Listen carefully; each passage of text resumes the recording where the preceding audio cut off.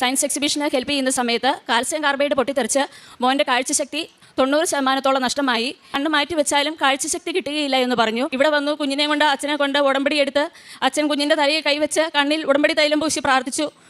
അങ്ങനെ ഉടമ്പടി എടുത്തു. ആദ്യത്തെ 90 ദിവസം കഴിഞ്ഞു. പതുക്കെ എൻ്റെ കുഞ്ഞിൻ്റെ കണ്ണുകൾക്ക് ഒത്തിരിയേറെ മാറ്റം വരാൻ തുടങ്ങി.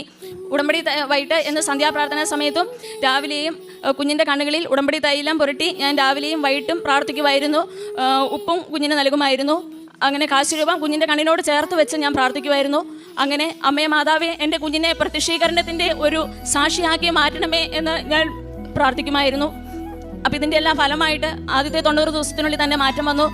ആദ്യം നിഴൽ കണ്ടു തുടങ്ങി, പിന്നെ കളർ ഐഡൻറ്റിഫൈ ചെയ്യാൻ തുടങ്ങി, പിന്നെ വലിയ ലെറ്റേഴ്സ് ഐഡൻറ്റിഫൈ ചെയ്യാൻ തുടങ്ങി. അങ്ങനെ ആദ്യത്തെ ഉടമ്പടി പുതുക്കി, രണ്ടാമത്തെ പുതുക്കി. കഴിഞ്ഞ ഈ ജൂൺ ആയപ്പോഴേക്കും കുഞ്ഞിനെ എല്ലാം നന്നായിട്ട് വായിക്കുവാനും ഡോക്ടർ പറഞ്ഞു 100% കാഴ്ചശക്തി കിട്ടി. ദൈവം അനുഗ്രഹിച്ചു.